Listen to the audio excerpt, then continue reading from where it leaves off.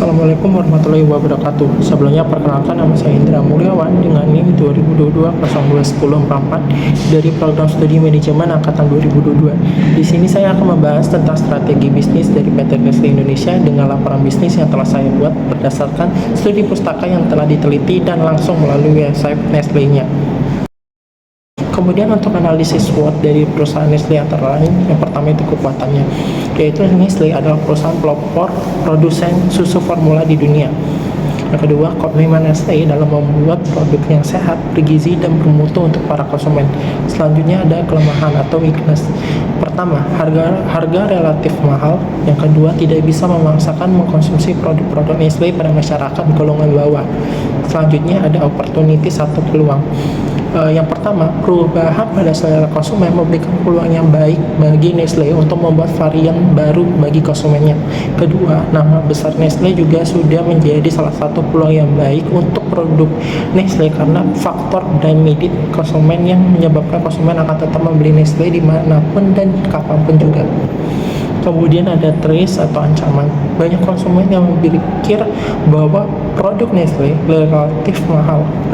Yang kedua, bersaing dengan perusahaan lain yang menjual dengan harga yang lebih murah. Strategi plan dari perusahaan Nestlé Indonesia terdapat 6 strategi yang telah ditetapkan oleh perusahaan Nestlé sendiri berdasarkan dengan website Nestlé antara lain. 1. Berikan kursi depan untuk ide-ide Anda dan letakkan sumbernya di belakang. Kesehatan dan kesejahteraan seorang pemimpin artinya bahwa atasan Nestlé menerima semua masukan atau ide dari para konsumen agar memberikan kesejahteraan bagi konsumennya.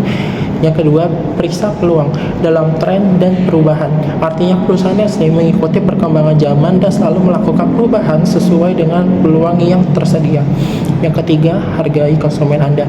Artinya Nestlé selalu menyesuaikan produk dengan kebutuhan konsumen dan selalu mengutamakan produk yang berkualitas bagi masyarakat.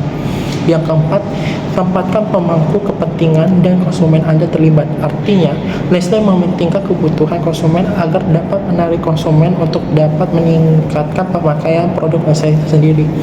Kelima, pastikan koneksinya semakin dalam atau konsumen. Artinya, Nestlé selalu membangun hubungan yang baik dengan para konsumen. Kemudian ada action plan. Action plan ini yang pertama teknologi. Untuk mengkoordinasi seluruh unit bisnis Nestlé di Indonesia, maka dibutuhkan peran teknologi. Nikita sendiri merupakan software yang dikembangkan oleh Nestlé. Sistem ini digunakan lebih dari 80.000 karyawan Nestlé di seluruh dunia. Email merupakan sarana interaksi yang fundamental di Nestlé dan sudah menjadi budaya kerja di Nestlé untuk berinteraksi antara departemen dengan hanya menggunakan email. Pemberitahuan, berita penting, instruksi, dan komunikasi bisnis biasanya menggunakan media email tersebut. Kedua, pemerintah. Pemerintah juga mempunyai peran dalam berjalan perusahaan. Fungsi dari pemerintah sendiri biasanya memastikan aturan perundangan perusahaan dapat berjalan dengan semestinya. Melalui pemerintah, Nestlé harus memahami proses pengambilan keputusan pemerintah.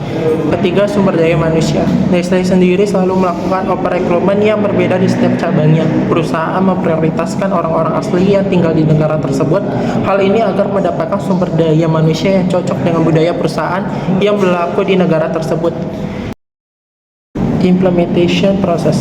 Nestlé menerapkan sistem EPR di perusahaannya. EPR adalah metode untuk memecahkan masalah perusahaan.